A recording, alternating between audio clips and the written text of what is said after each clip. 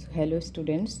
Today we are going to start our new chapter of geography book Fundamentals of Human Geography, chapter 2, the world population, distribution, density and growth. So before starting of this chapter, so the chapter is all about patterns of population distribution in the world. These are the topics which are there. Now, what is the meaning of density of population? Then what are the factors responsible for the distribution of population, and some the factors which are there that you need to learn. Then population growth, what it is, and some basic concepts of population geography. These all population geographical concept you need to know. Components of population change, migration, demographic transition, then population control measures.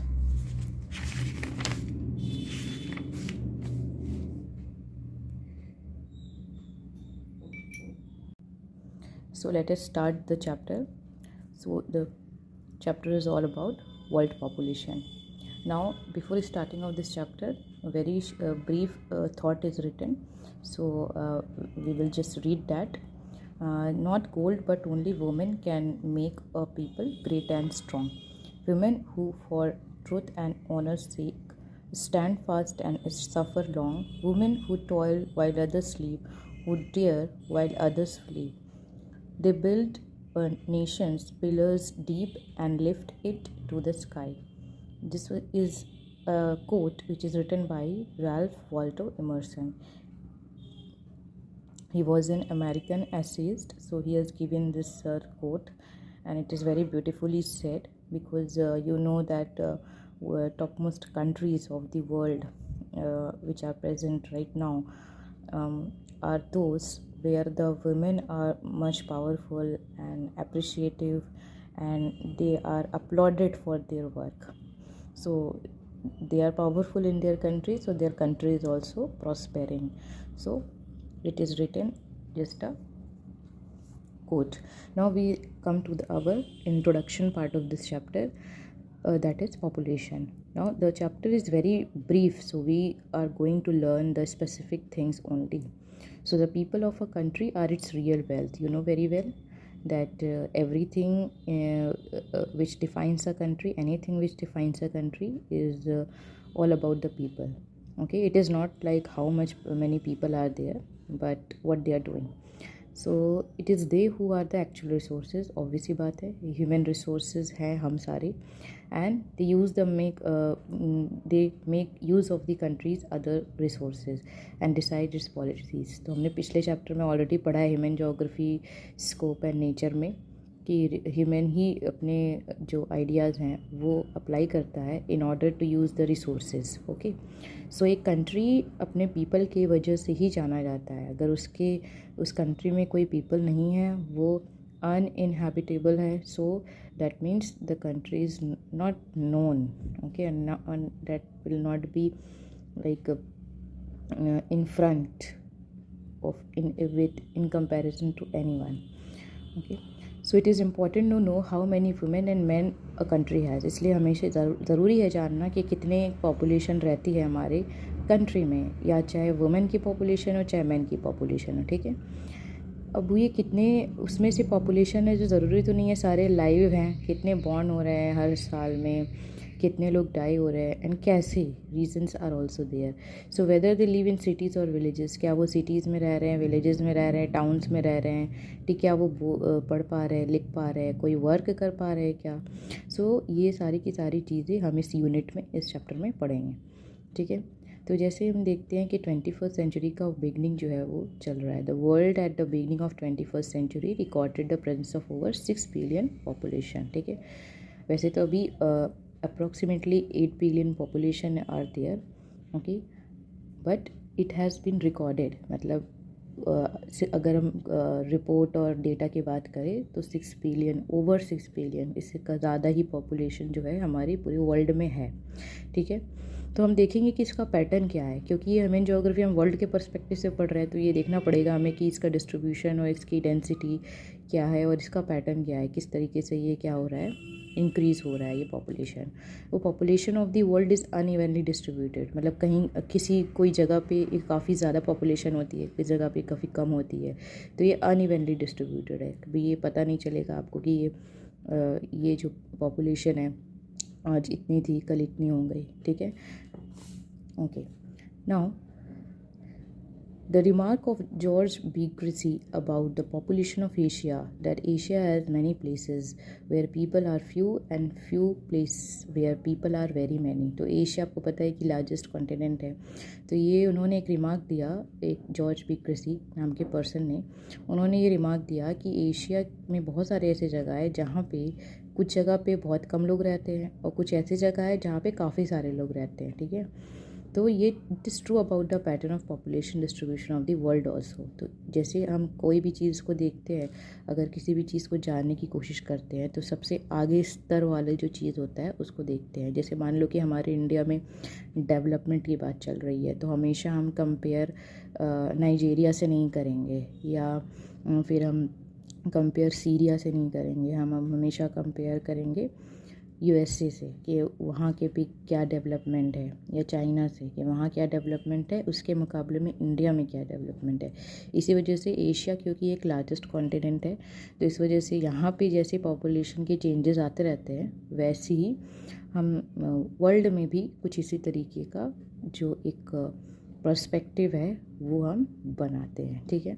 Now coming to the first topic of this chapter, patterns of population distribution in the world. Now here below there is one box which is given, so what you will do, यहाँ पे अभी इस present time में the book is not updated yet, so that is why बस आपको एक काम करना है कि इंडिया जो है वो चाइना की जगह पे होगी and China will come to the second position.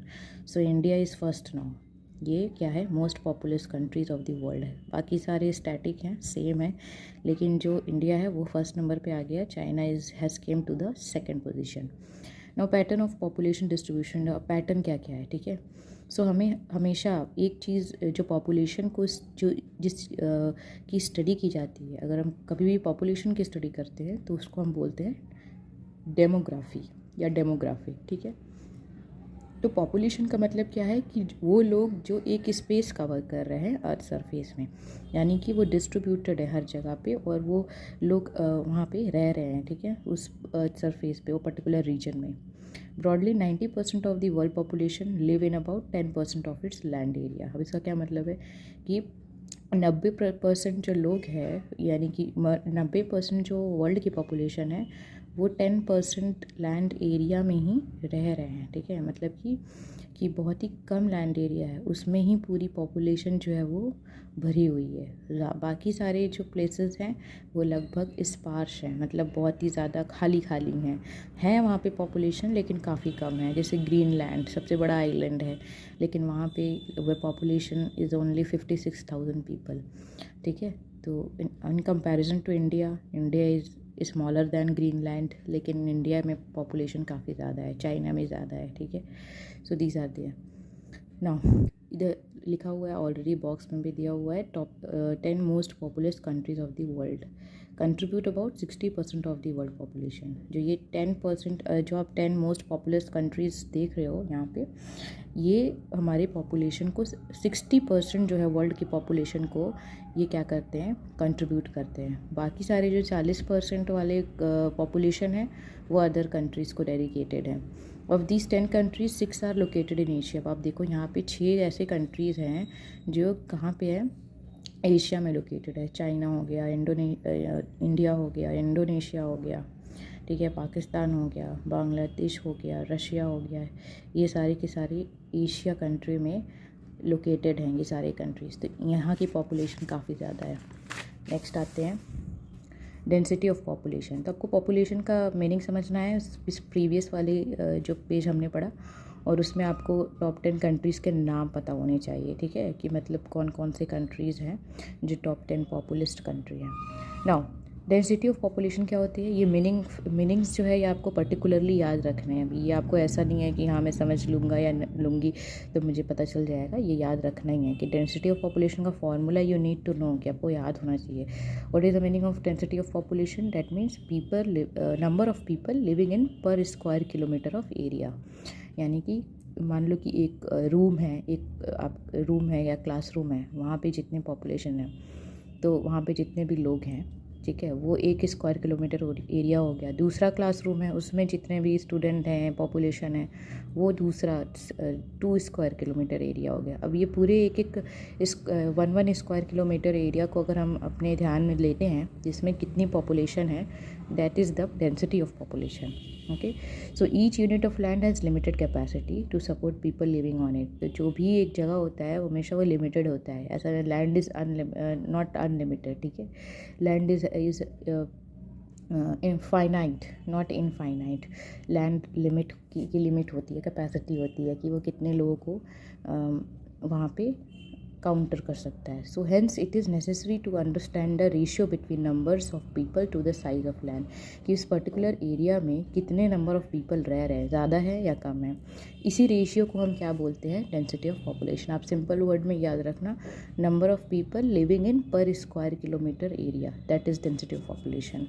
Formula याद रखना है, पॉपुलेशन बाय एरिया, मतलब जितनी पॉपुलेशन है और एरिया का साइज़ कितना है। जैसे फॉर एग्जांपल एक रीजन में 100 स्क्वायर किलोमीटर एरिया है, पॉपुलेशन 1,50,000 पर्सन है, तो डेंसिटी आप इसको इस तरीके से निकालोगे। एग्ज़ाम में कभी भी आपको फार्मूला ऐसा कुछ सॉल्विंग करने के लिए नहीं आया कि क्वेश्चन दे रही है और आप सॉल्व करोगे, but you need to know the formula of it, ठीक है। आपको ये पता होना चाहिए कि हाँ इस तरीके से निकलता है पॉपुलेशन डेंसिटी, ठीक है। तो ये पॉपुलेशन करोगे बाई 100 स्क्वायर किलोमीटर, तो आपका ईजिली आंसर आ जाएगा। अब ये आंसर आप निकालो खुद से और मुझे बताओ क्या है। वैसे तो इसमें आंसर दे दिया है 1500 पर्सन पर स्क्वायर किलोमीटर एरिया। नेक्स्ट आते हैं कि what are the factors influencing. अभी जितने भी हमने पॉपुलेशन के बारे में जितना भी जाना है उससे हमें पता चलता है कि अब ये जो लोग रह रहे हैं, बहुत अच्छी बात है, एक जगह पे रह रहे हैं, एक रीजन में रह रहे हैं, ठीक है। तो वो क्यों रह रहे हैं, उसके पीछे रीज़न क्या है, मतलब कुछ तो देखा होगा ना कि हाँ ये रहने की जगह है, क्यों है, वो सारी चीज़ें हैं, ठीक है। तो क्वेश्चन में आपको ऐसे आ सकता है, what are the geographical factors which are influencing the distribution of population. वैसे ही आपको पूछ सकता है, what are the economical factors, what are the socio cultural factors which are influencing the distribution of population.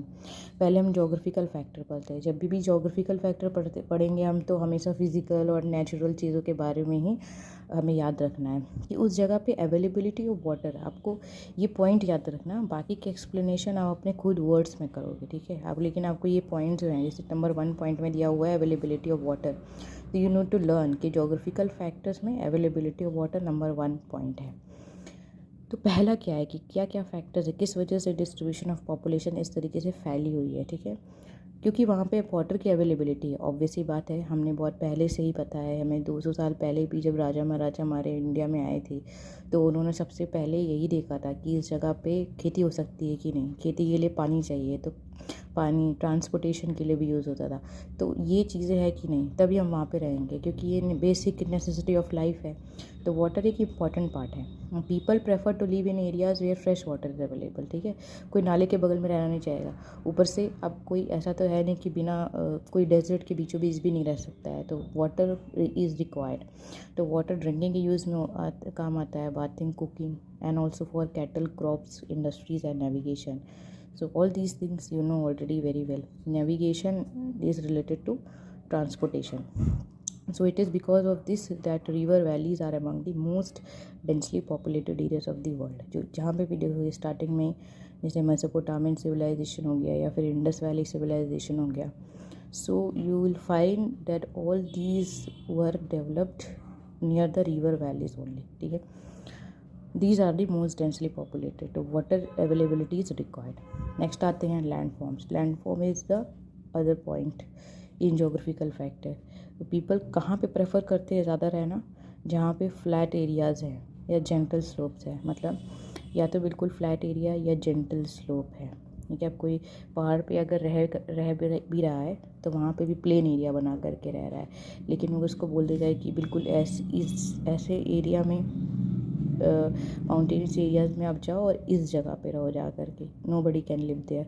So flat plain is required. So this is because such areas are favorable for production of crops. वहाँ पे agriculture अच्छे से हो सकता है flat area में, roads बन सकते हैं, इंडस्ट्रीज़ बन सकते हैं, ठीक है.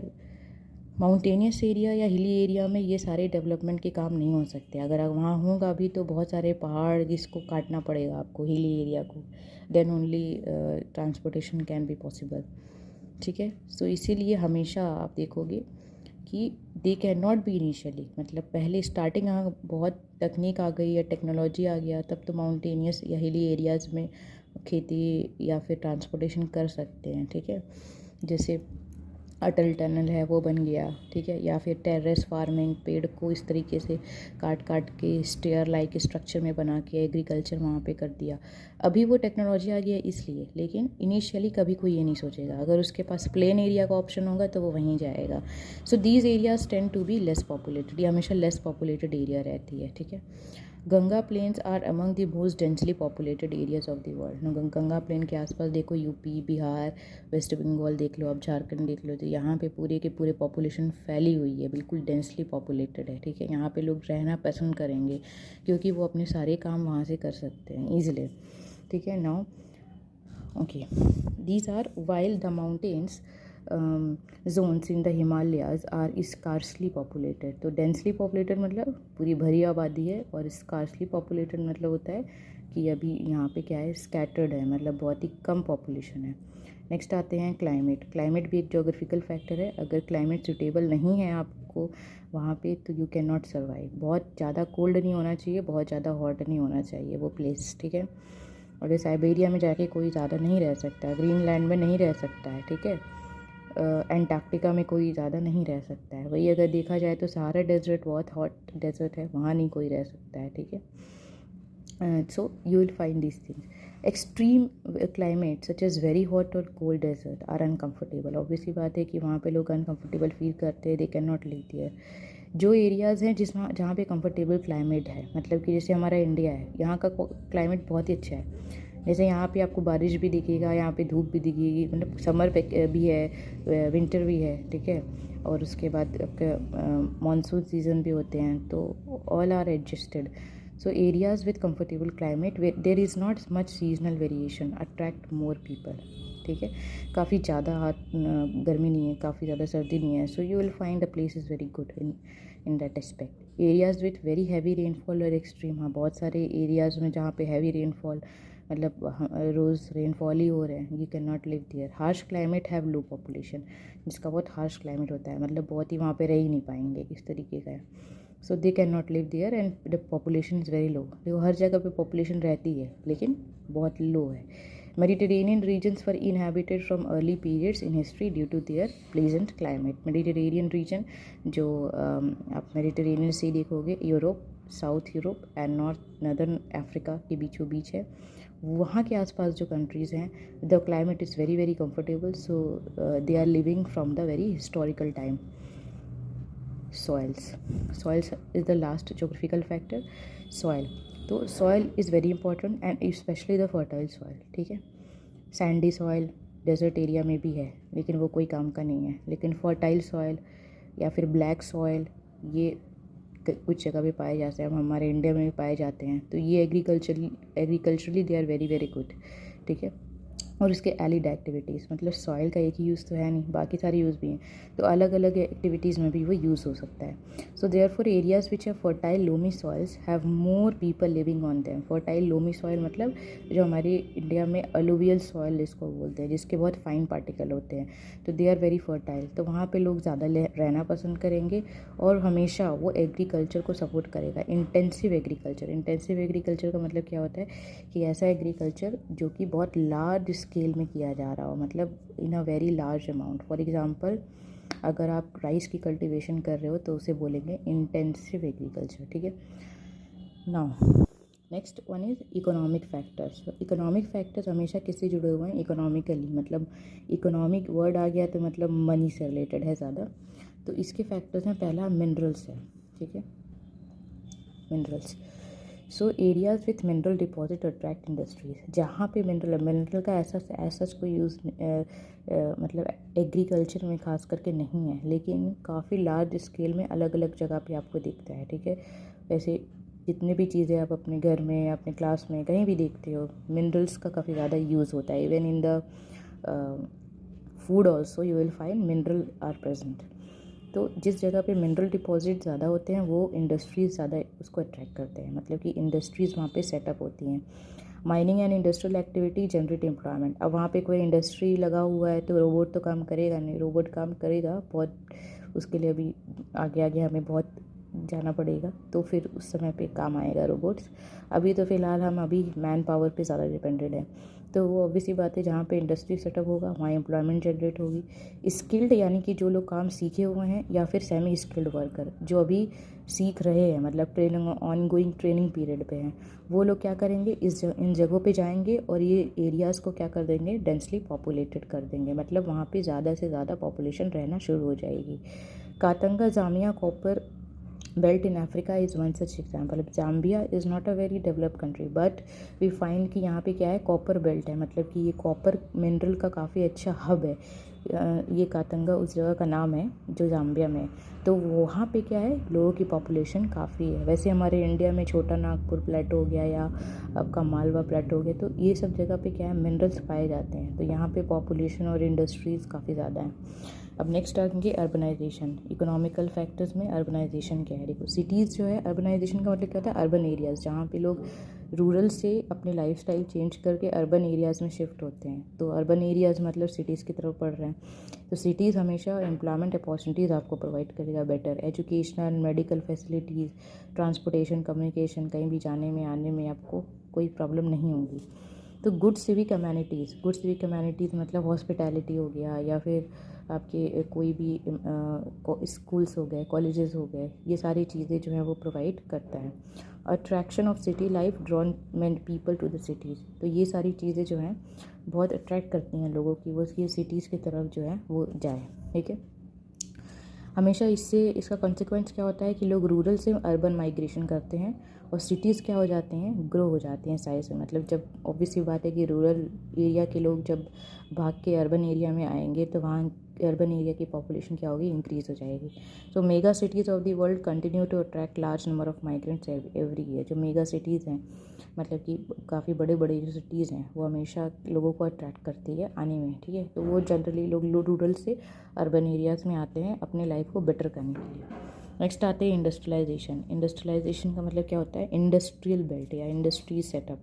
तो ये भी जॉब अपॉर्चुनिटी प्रोवाइड करता है और लोगों को अट्रैक्ट करता है, ठीक है। तो ये this include not just factory workers, ज़रूरी नहीं है कि ये फैक्ट्री वर्कर्स ही हों जो फैक्ट्री में काम कर रहे हैं, बल्कि जो फैक्ट्री में काम करके जो सामान बना रहे हैं वो ट्रांसपोर्ट ऑपरेटर्स भी इसमें लगते हैं, shopkeepers are also there, bank employees are also there, doctors are there, ठीक है, teachers, other services providers, okay, this is also industry, okay. Now the Kobe Osaka region of Japan is thickly populated because of the presence of number of industries। तो ये एक area है, जैसे यहाँ पे आपको एग्जांपल दिया गया कातंगा जाम्बिया कॉपर बेल्ट का, वैसे यहाँ पे कोबे ओसाका रीजन है जापान में, तो ये थिकली पॉपुलेटेड एरिया है, मतलब काफ़ी पॉपुलेशन है यहाँ पे, क्योंकि ये यहाँ पे इंडस्ट्रीज़ काफ़ी ज़्यादा है।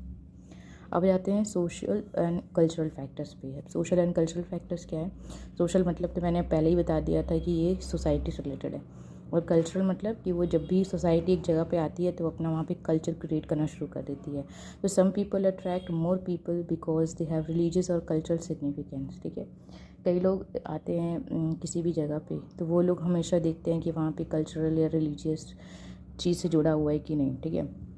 In the same way people tend to move away from places where there is social and political unrest, जहाँ पे उनके मतलब जस्टिस की बात नहीं हो रही है, वहाँ पे अपने सोसाइटी को मेंटेन नहीं कर पा रहे हैं, या वहाँ पे हमेशा आए दिन वहाँ पे पॉलिटिकल अनरेस्ट होते रहते हैं, डिमॉन्स्ट्रेशन होते रहते हैं, तो वहाँ पे जनरली लोग क्या करते हैं, वहाँ से मूव हो जाते हैं। Many a times governments offer incentives to people to live in sparsely populated areas और move away from overcrowded places, ठीक है। तो कई बार क्या होता है कि गवर्नमेंट क्या करता है, गवर्नमेंट भी पॉपुलेशन को उसका काम है कि पॉपुलेशन को संभालना, तो जब सारे लोग रूरल से अर्बन में आ जाएंगे तो अर्बन की तो के ऊपर प्रेशर होगा, यानी कि जो मेगा सिटीज़ हैं they will find it very very difficult to tackle these huge population. So what they will do, the government what they will do, वो incentives देते हैं कि मतलब कुछ ऑफ़र करेंगे कि आप ओवर क्राउडेड एरियाज़ में रह रहे हैं तो आपको हम आसपास के एरियाज़ जो हैं वो डेवलप कर देते हैं, जिससे कि आप उसी तरीके की फैसिलिटीज़ को एंजॉय कर सकते हैं सेम मतलब अमाउंट में, और सेम आपको पैसे लगेंगे, ठीक है। तो वो इसलिए करते हैं ताकि वो जहाँ पे वो शिफ्ट हुए हैं वहाँ वो ओवर क्राउडेड ना हो, मतलब काफ़ी वहाँ भीड़ ना हो जाए, ठीक है। जैसे अब इसमें जो लिखा हुआ है कि can you think of some example from your region, तो हमारे इंडिया में जैसे दिल्ली है, तो दिल्ली में सारे लोग आना चाहते हैं कि वहाँ पे हम आए और काम करें, और मतलब भीड़ लगी हुई है, सबके लिए काम है वहाँ पे, ठीक है। लेकिन अब वो वहाँ इतना ज़्यादा ओवर क्राउडेड हो चुका है कि अब वो the population can not be handled. So what the government will do, और दे आर डूइंग इवन, कि वो जैसे ग्रेटर नोएडा जैसे एरियाज़, गाज़ियाबाद जैसे एरिया, फरीदाबाद, इन सारे एरियाज़ को डेवलप कर दिया है उन्होंने, और यहाँ पे फ्लैट सिस्टम और मतलब जो जो फैसिलिटीज़ होती है वो सारी चीज़ें, पूरा ओवरऑल इंफ्रास्ट्रक्चर डेवलपमेंट उन्होंने किया है। और गवर्नमेंट ने ऑफ़र किया है कि हाँ ये आप इस जगह पे भी रह सकते हैं जहाँ पे पॉपुलेशन थोड़ी स्पार्स है, मतलब कम है। तो आपको ज़रूरी नहीं है कि दिल्ली में ही आ करके आप अपने जो काम है उसे कंप्लीट कर सकते हो या फिर अब ग्रोथ कर सकते हो।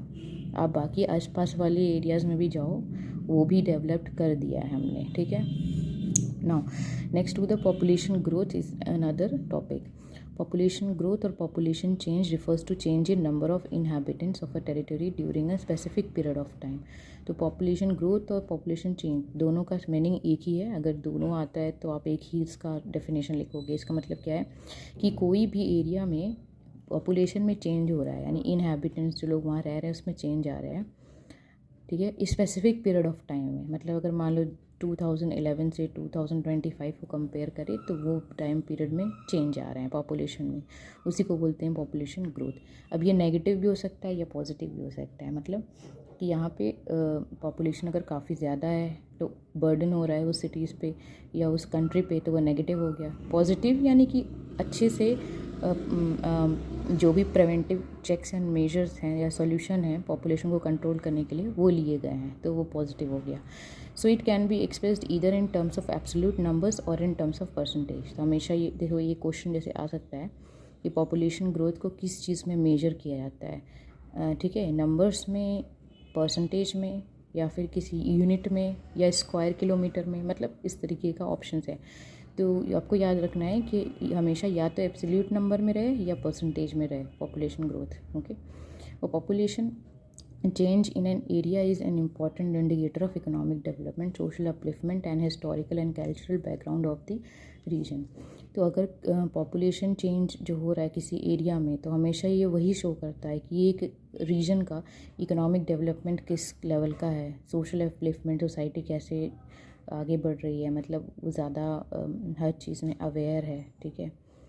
नाउ हिस्टोरिकल बैकग्राउंड क्या है, कल्चरल बैकग्राउंड क्या है, so all these things are necessary, ठीक है, जो डिटरमाइन करता है कि पॉपुलेशन जो है वो चेंज हो रही है।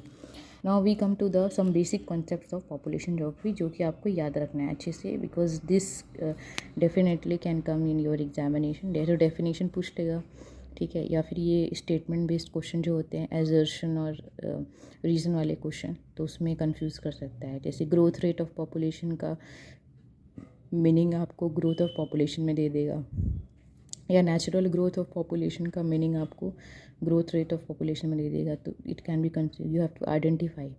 ग्रोथ ऑफ पॉपुलेशन मतलब change of population in a particular area between 2 points of time. ये तो हमने ऊपर ही पढ़ा है यहाँ पे, ठीक है। जैसे example, if we deduct the population of India 2001 102.70 crore from population of 2011 121.02 crore, then we shall get the growth of population. ये बहुत सिंपल सी चीज़ है कि अगर एक ईयर का अगर हम पॉपुलेशन और दूसरे ईयर के पॉपुलेशन से अगर हम माइनस करते हैं, ठीक है, डिडक्ट करते हैं, सब्ट्रैक्ट करते हैं, सो हमने ये आंसर जो है वो पता चल जाता है कि हाँ इतनी पॉपुलेशन में ग्रोथ आई है इस टाइम पीरियड पे। वो टाइम पीरियड क्या है, 2001 से लेके 2011 तक। नेक्स्ट आते हैं ग्रोथ रेट ऑफ पॉपुलेशन क्या होता है। All these please star market, this is the change of population expressed in percentage.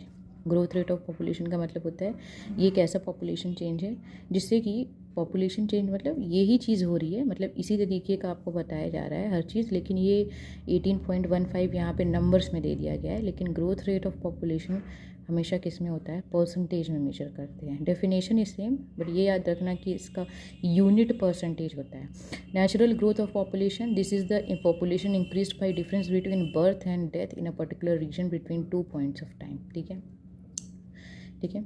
अब देखो यहाँ पे क्या लिखा है कि नेचुरल ग्रोथ ऑफ पॉपुलेशन। अब यहाँ पे तो ये पॉपुलेशन की बात हो रही थी, अब नेचुरल ग्रोथ ऑफ पॉपुलेशन मतलब overall population. Natural growth of population में क्या बात हो रही है कि इस जगह पे बर्थ रेट कितनी है और डेथ रेट कितनी है। जैसे मान लो कि बर्थ रेट है 150 और डेथ रेट है 100, तो ये कैसे कैलकुलेट करेंगे, नेचुरल ग्रोथ ऑफ पॉपुलेशन। तो 150 माइनस 100 तो 50 हो जाएगा। ठीक है, that is natural growth, right.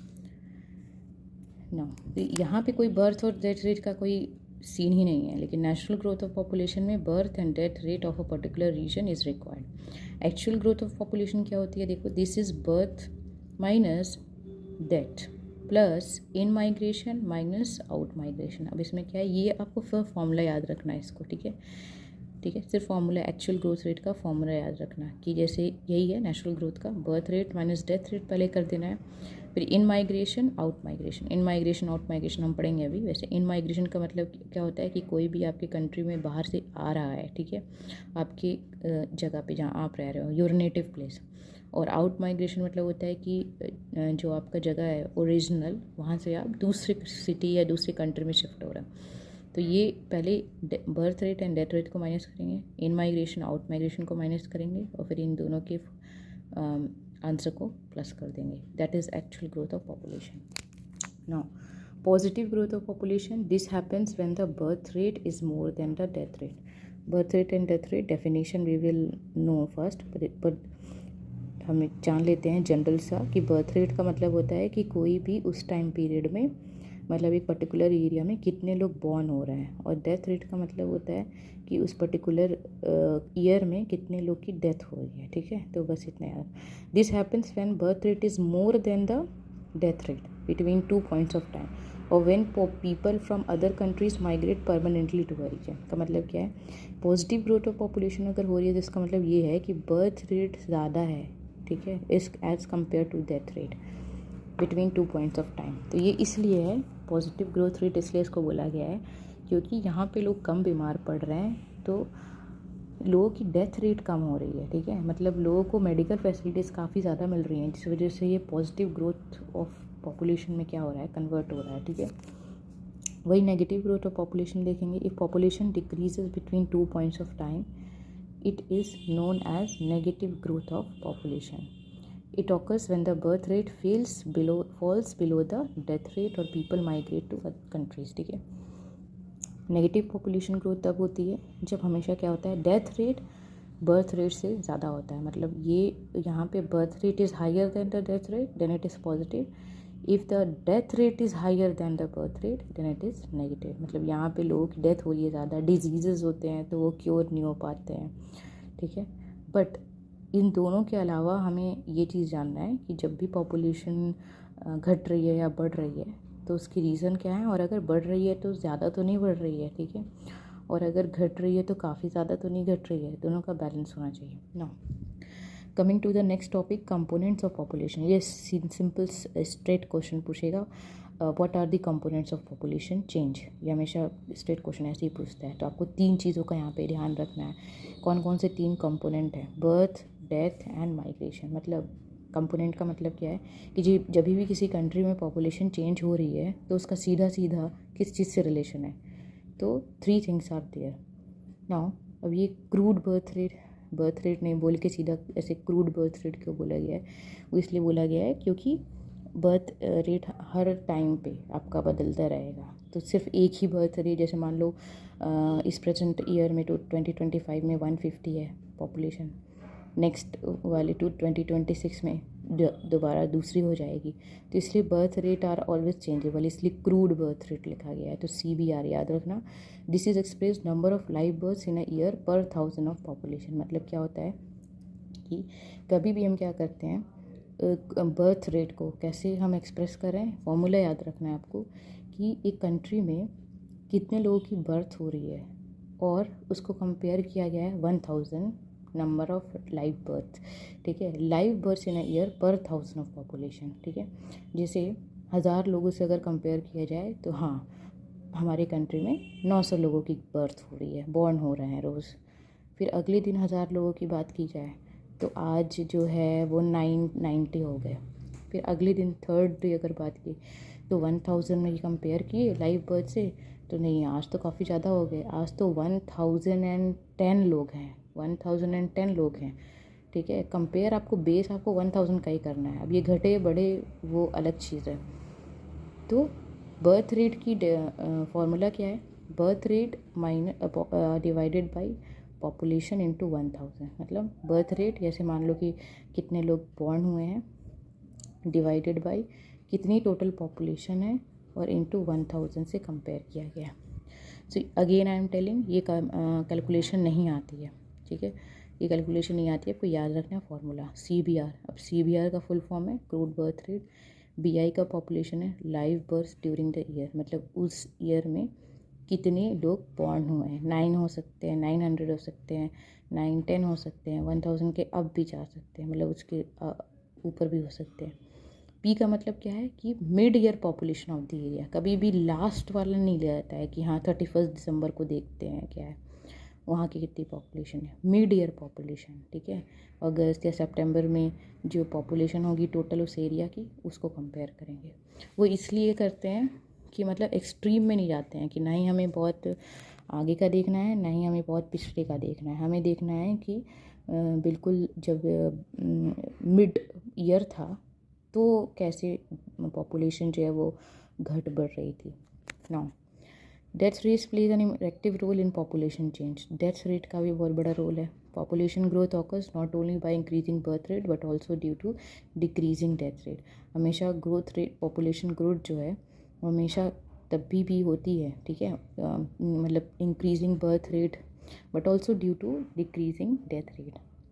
हमेशा इस चीज़ से फ़र्क नहीं पड़ना चाहिए कि कितना बर्थ रेट इंक्रीज़ हो रहा है, बल्कि इस चीज़ से भी पड़ना चाहिए फ़र्क कि कितनी डेथ रेट हो रही है, मतलब कितने लोग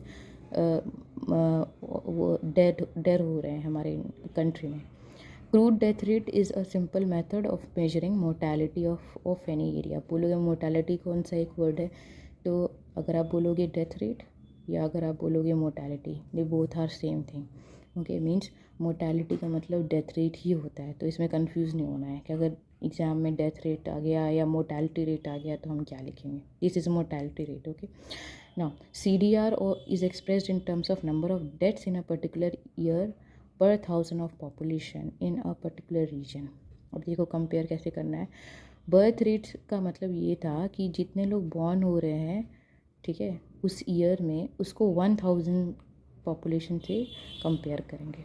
वही डेथ रेट क्या है कि जितने लोगों की डेथ हो रही है उसको भी 1000 से करेंगे। ठीक है, यानी कि अगर 1000 लोगों में डेथ रेट हो रही है डेली एवरेज में 900, तो 1000 में से 900 लोगों की डेथ हो रही है। ठीक है, फिर अगर किसी ईयर में अगर हमने देखा कि 1000 में से 1020 लोगों की डेथ हो रही है, तो यहाँ पे 1000 लोगों से ज़्यादा हो गए, लेकिन जो 1000 है वो स्टैटिक ही रहेगा, वो चेंज नहीं होगा।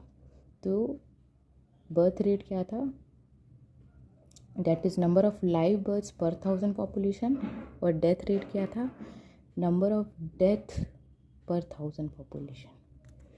Formula is same. ठीक है, D/P into 1000। CDR crude death rate, D का मतलब है नंबर ऑफ डेथ, P का मतलब है एस्टिमेटेड किया गया है, एग्जैक्टली नहीं है, mid year population of that year, और into 1000। Okay, by and large mortality rates are affected by region's demographic structure, social advancement and level of its economic development। ठीक है, मोर्टेलिटी रेट यानी कि डेथ रेट हमेशा social factor पे depended होता है, या कुछ कंट्री का इकोनॉमिक डेवलपमेंट कितना है उस पर डिपेंड करता है। अब आ जाते हैं माइग्रेशन पे, ठीक है। तो ये देखो 3 कंपोनेंट्स ऑफ पॉपुलेशन में birth rate, death rate, already ये इनका एक शॉर्ट डेफिनेशन है जो हमें पता है। माइग्रेशन को जो थर्ड कंपोनेंट है इसे हमें ब्रॉड पर्सपेक्टिव से पढ़ना पड़ेगा, ठीक है, क्योंकि ये इसमें कुछ फैक्टर्स भी हैं जो कि इन्वॉल्व हैं। Okay, so apart from birth and death there is another way by which the population size changes. Death और बर्थ रेट के अलावा भी पॉपुलेशन चेंज हमें दिखाई देता है, ठीक है, जिसको हम माइग्रेशन बोलते हैं। नो, जब कोई भी लोग जो होते हैं वो एक जगह से दूसरी जगह मूव करते हैं, तो वो जहाँ से वो मूव करते हैं, मतलब ये जैसे स्टार्टिंग पॉइंट उनका वो हो और इधर उन्हें जाना है, तो उस जगह को बोलते हैं प्लेस ऑफ ओरिजिन, यानी कि स्टार्टिंग, ठीक है, नंबर 1 जगह को बोलते हैं। और जिस जगह तक जाना है, मतलब कि place they move two is called place of destination. जिस जगह तक पहुँचे वो हो गया place of destination. Place of origin shows a decrease in population, मतलब वो लोग मूव कर रहे हैं, तो यहाँ पे अगर यहाँ पे 100 लोग थे और 2 लोग यहाँ पे मूव कर गए तो वो 98 यहाँ पे बच गए, तो हमेशा डिक्रीज़ इन पॉपुलेशन दिखाता है। वैसे ही अगर population increases in the place of destination, यहाँ पे भी 100 लोग थे, यहाँ पे भी 100 लोग थे, तो यहाँ से जो लोग मूव करके यहाँ गए तो यहाँ इनकी पॉपुलेशन 98 रह गई, और यहाँ पे भी 100 लोग थे तो यहाँ पे ऐड हो गए, मतलब 102 लोग हो गए। माइग्रेशन में भी interpreted as a spontaneous effort to achieve a better balance between population and resource. Migration क्या है, एक इस तरीके से हम मान सकते हैं कि पॉपुलेशन और रिसोर्सेज में वो हमेशा बैलेंस बनाते हुआ चलता है। माइग्रेशन परमानेंट भी हो सकता है, मतलब हमेशा के लिए आप जा रहे हो, ठीक है, जैसे यूएस का ग्रीन वीज़ा ले लिया, ग्रीन कार्ड बनवा लिया, तो वहाँ पे आप परमानेंटली उसके वो हो गया सिटीज़न। टेम्प्रेरी या जैसे जॉब के पर्पस, स्टडीज़ के पर्पस से। और सीजनल, मतलब कभी भी आपको जैसे घूमने जाना है तो आप उस सीज़न में जाना चाहते हो उस जगह पे, तो सही सीजनल हो गया, ठीक है। Now it may take place from rural to urban areas, ये रूरल से अर्बन एरियाज़ में भी हो सकता है, रूरल टू रूरल एरियाज़ में, मतलब एक गांव से दूसरे गांव में भी जा सकते हो आप। रूरल टू अर्बन एरियाज़ तो बहुत ही ज़्यादा कॉमन है, मतलब कि एक गांव से शहर में जनरली लोग जाते हैं। अर्बन टू अर्बन यानी एक शहर से दूसरे शहर, मान लो कोई बेंगलुरु में रह रहा है पहले, उसको अच्छा नहीं लगा, उसको जॉब अपॉर्चुनिटी कोई और अच्छी जगह पे मिल गई, तो अहमदाबाद जा सकता है, वो एक डेवलप्ड है, अर्बन एरिया है। अहमदाबाद उसको अच्छा नहीं लगा, वो दिल्ली जा सकता है, मुंबई जा सकता है, तो वो अर्बन टू अर्बन एरियाज़ हो गए। अर्बन टू रूरल एरियाज़ ये बिल्कुल भी अलग सिचुएशन है। अगर लोग चाहते हैं कि हम अर्बन एरियाज़ की भीड़ भाड़ में ना रहे और अब हम कोई काम नहीं करना चाहते हैं, ठीक है, और हम गांव में जाके रहना चाहते हैं पीसफुल लाइफ तरीके से, तो अर्बन से रूरल एरियाज़ में लोग मूव करते हैं। ओके, नाउ नेक्स्ट आते हैं, ये 2 टर्म्स हैं जो माइग्रेशन के ही टर्म है, इमिग्रेशन एंड एमिग्रेशन। इमिग्रेशन का मतलब क्या होता है, migrants who move into a new place are called immigrants, ठीक है। जैसे अमेरिका है, अमेरिका में लोग पढ़ने के लिए या किसी भी काम को करने के लिए इंडिया से जाते हैं, तो जब इंडिया से जाते हैं और अमेरिका उसको ऐसे एक्सेप्ट करता है कि हाँ ये सारे लोग हम अलाउ करते हैं, तो वो क्या हो गया, इमिग्रेंट्स हो गए, या उसको बोलेंगे इमिग्रेशन, मतलब they are coming to your country. और एमिग्रेशन मतलब क्या होता है, out, means who move out of a place, मतलब अब अमेरिका में लोग गए हैं तो अमेरिका ने उन लोग को एक्सेप्ट किया है, तो दे आर इमिग्रेंट्स, इमिग्रेशन, ठीक है। जिस जगह से वो लोग निकल के गए हैं, मतलब मूव आउट हुए हैं, दैट इज़ एमिग्रेशन। तो इमिग्रेशन का मतलब समझना, इन उस जगह पे जो उनको वेलकम कर रहा है, और एमिग्रेशन का मतलब समझना आउट, मतलब जहाँ से वो निकल कर आए। No, people migrate for better economic and social life, there are 2 sets of factors that influence migration. मतलब 2 तरीके से माइग्रेशन जो है इफ़ेक्ट करती है, एक तो पुश फैक्टर है और पुल फैक्टर है। पुश का मतलब क्या होता है, किसी को धक्का दे देना, और पुल का मतलब क्या होता है, किसी को खींचना, ठीक है, अट्रैक्ट करना। सो पुश में क्या होता है, place of origin seem less attractive for reasons, मतलब वो जिस जगह पे आप रह रहे हो वो आपको मतलब बहुत सारी चीज़ें आपकी फुलफिलमेंट नहीं कर पा रहे, जैसे वहाँ पे अनएम्प्लॉयमेंट काफ़ी ज़्यादा है, ठीक से रह नहीं पा रहे हो, वहाँ पे हमेशा पॉलिटिकल झगड़े होते रहते हैं, क्लाइमेट अच्छा नहीं है, नेचुरल डिज़ास्टर बहुत ख़तरा है वहाँ पे, एपिडेमिक्स डिजीज़ आते रहते हैं, महामारी होती रहती है वहाँ पे, सोशियो इकोनॉमिक बैकवर्डनेस है, लोगों की बैकवर्डनेस काफ़ी ज़्यादा है, आप अगर कुछ अच्छा करना भी चाहते हो तो वहाँ नहीं हो पाता है, तो आप जनरली क्या होते हैं खुद ही को धक्का देते हो कि ठीक है यार, वो खुद ही वो पूरे आसपास के एनवायरनमेंट खुद ही बता रहे हैं कि आप यहाँ से जाओ, आप यहाँ से माइग्रेट करो। वही पुल फैक्टर का मतलब क्या होता है कि वो डेस्टिनेशन आपको बहुत अच्छा लग रहा है कि अच्छा ये जैसे ओके मैं जहाँ पे प्रेजेंट टाइम में रह रहा हूँ वो तो ठीक ही है, लेकिन ये जो जहाँ पे मुझे मौका मिल रहा है वो बहुत अच्छी वहाँ पे जॉब अपॉर्चुनिटी है, लिविंग कंडीशन भी अच्छा है, पीसफुल एनवायरनमेंट है, स्टेबिलिटी है, सिक्योरिटी है, प्रॉपर्टी, प्लीजेंट क्लाइमेट। पुल का मतलब ये नहीं है कि हाँ जिस जगह पर रह रहे हो वो जगह ही आपको पुश कर रहा है, ये वो जगह ही आपको बोल रहा है कि नहीं आप यहाँ से जाओ। पुल का मतलब सीधा सीधा ये है कि आपको कोई और डेस्टिनेशन जो है वो अच्छा लग रहा है and then you are shifting there, ठीक है। Do you know that human population increase more than 10 times in the past 500 years? In the 20th century itself the population has increase 4 times। ये दोनों स्टेटमेंट है, ये अगर ऐसे question में आ सकता है MCQ में, ठीक है, कि क्या ये स्टेटमेंट सही है कि ह्यूमन पॉपुलेशन जो है वो 10 times बढ़ चुका है 500 साल पहले, ठीक है, मतलब 500 साल के दौरान पॉपुलेशन 10 times बढ़ चुकी है, और 20th century में तो ये 4 times बढ़ चुका है, ठीक है। चलो अब सेकंड लास्ट टॉपिक पे आते हैं, then we are going to finish this chapter only. Demographic transition, ये एक थ्योरी है जिसको 3 स्टेजेस में क्या है डिवाइड किया गया है।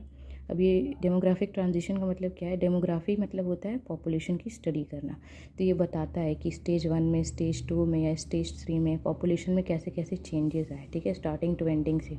This can be use to describe and predict the future population of any area, किसी भी एरिया का फ्यूचर या पॉपुलेशन चेंज बताता है। ये थ्योरी ये बताता है कि पॉपुलेशन, याद रखना इसको, अंडरलाइन कर लो, theory tells us that population of any region changes from high birth and high death to low birth and low death as society progresses from rural agrarian and illiterate to urban industrial and illiterate society.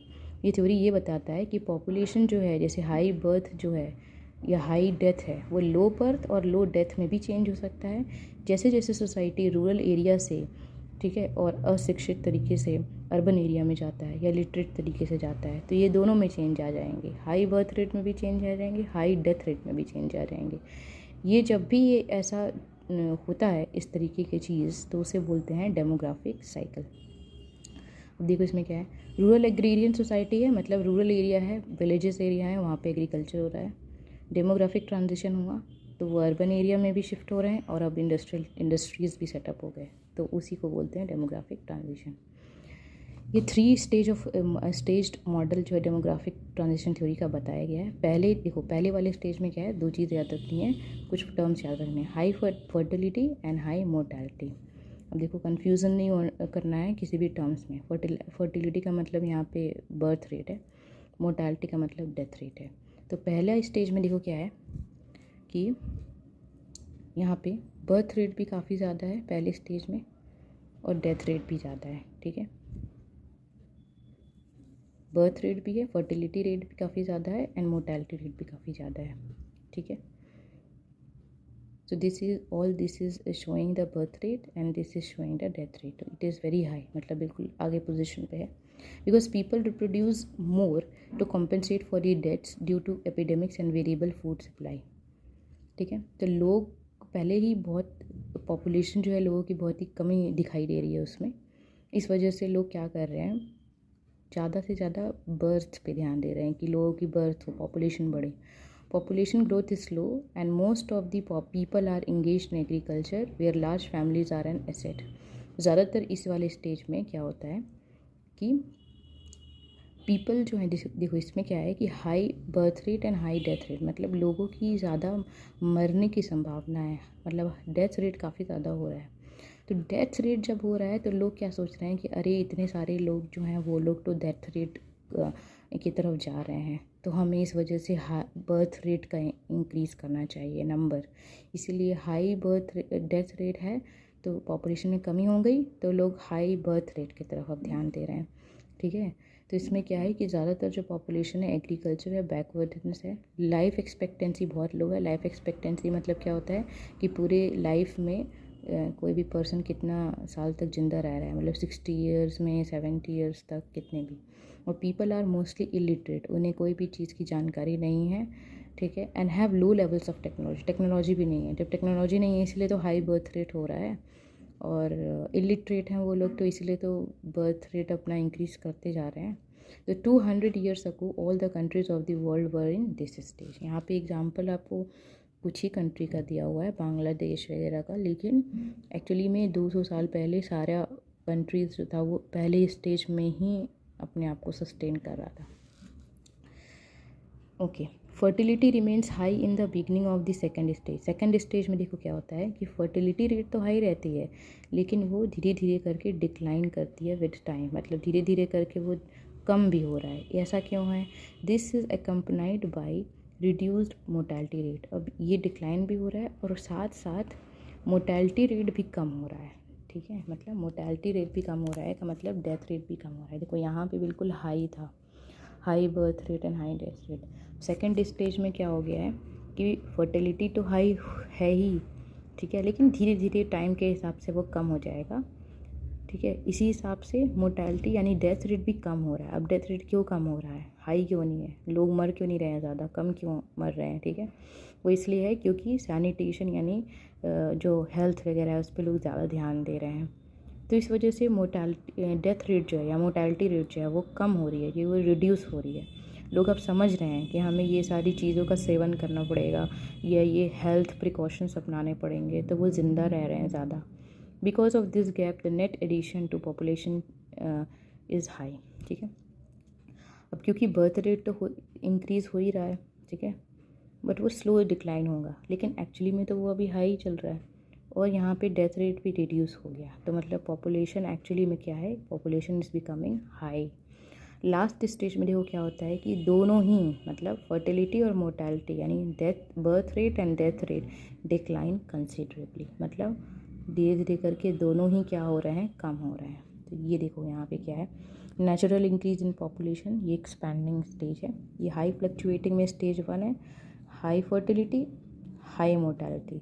Stage 2 में क्या है देखो कि birth rate high चल रहा है, लेकिन धीरे धीरे करके वो रिड्यूस हो जाएगा टाइम के अकॉर्डिंग, ठीक है। और डेथ रेट जो है ये भी क्या है, पहले तो था ही हाई था फर्स्ट स्टेज में, फिर अब धीरे धीरे धीरे करके ये भी क्या हो रहा है, डिक्लाइन हो रहा है। तो इसे एक्सपैंडिंग स्टेज बोलेंगे, ठीक है। यहाँ पे श्रीलंका केन्या का एग्जाम्पल दिया है, लेकिन फिर भी हम देखेंगे कि ये पूरे वर्ल्ड में ऐसा हो रहा है। अब स्टेज 3 में लो फ्लक्चुएटिंग, दोनों ही कम है, मतलब डेथ रेट भी एंड बर्थ रेट भी। तो ये फर्स्ट और थर्ड स्टेज दोनों अपोजिट हैं, बीच वाला क्या है आपको बैलेंस करके करना है। The population is either stable और ग्रो स्लोली। पॉपुलेशन क्या है, या तो पूरी स्टेबल है या धीरे धीरे करके ग्रो हो रहा है।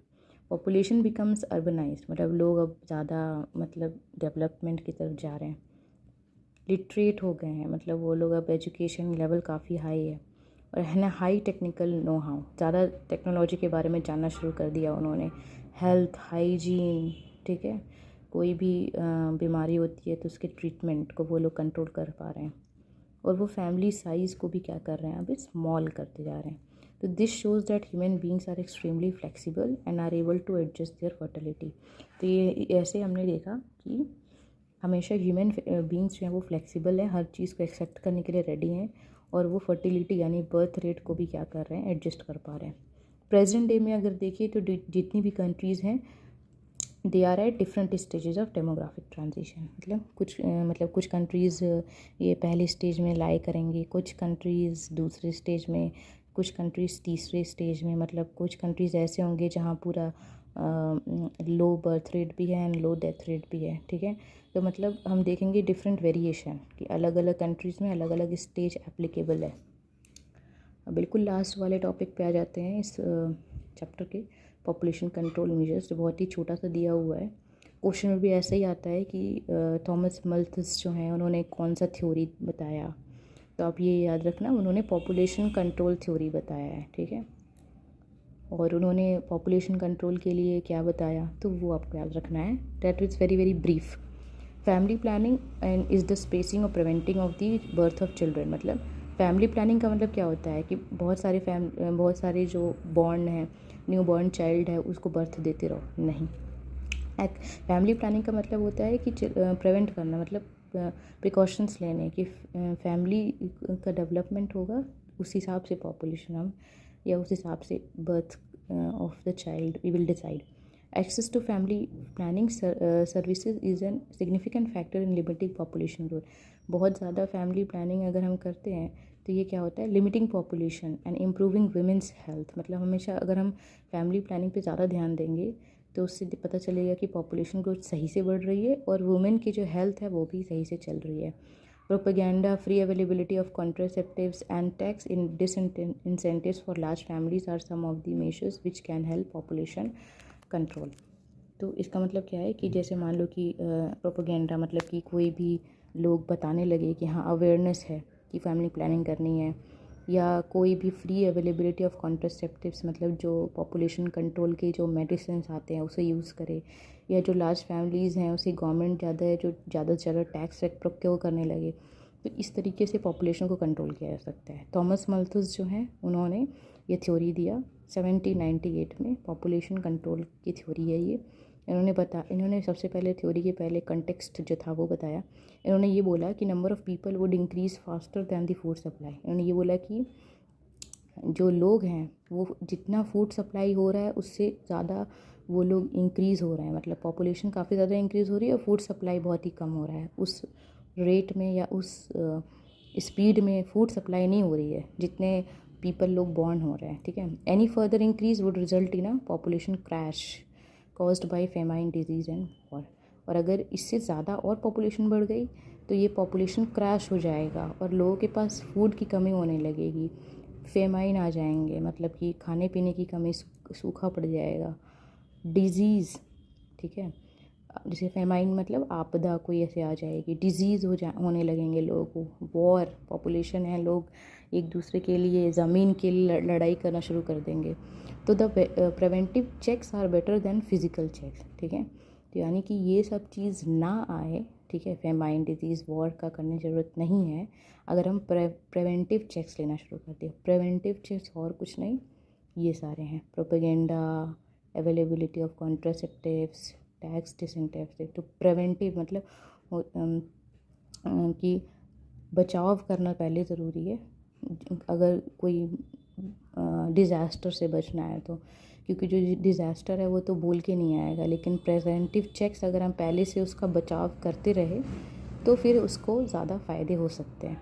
तो for the sustainability of our measures of resources world will have to control the rapid population increase.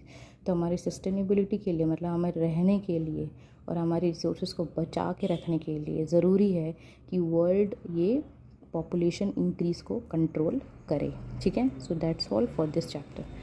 MCQ I will discuss only, question answer के लिए I said that you can ask question on the comment box, okay.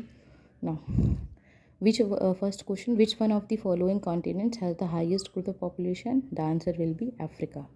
Which one of the following is not an area of sparse population?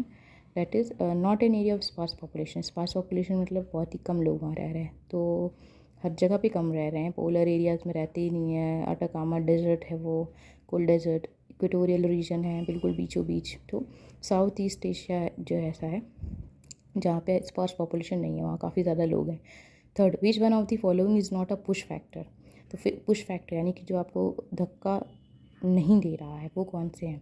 Medical और educational facilities, ये पुल factors हैं, not a push factor, ठीक है। Okay, which one of the following is not a fact? Human population increase more than 10 times during the past 500 years. तो ये वाले statement में था ही ऑलरेडी पहला, तो ये सही है, this is not a fact, ठीक है, मतलब ये सही है पहला वाला। It took 100 years for the population to rise from 5 billion to 6 billion, this is not a fact, ये करेक्ट नहीं है, ये स्टेटमेंट रॉन्ग है। Population growth is high in the first stage of demographic, अभी अभी हमने पढ़ा कि पॉपुलेशन ग्रोथ यानी कि फर्टिलिटी रेट तो हमेशा हाई रहती है, यानी कि ओवरऑल ग्रोथ हाई रहती है। तो पॉपुलेशन ग्रोथ हाई रहता है, तो ये तो सही है। जो सही नहीं है या जो फैक्ट नहीं है वो है ऑप्शन बी। ठीक है, so that's all for this chapter. Thank you.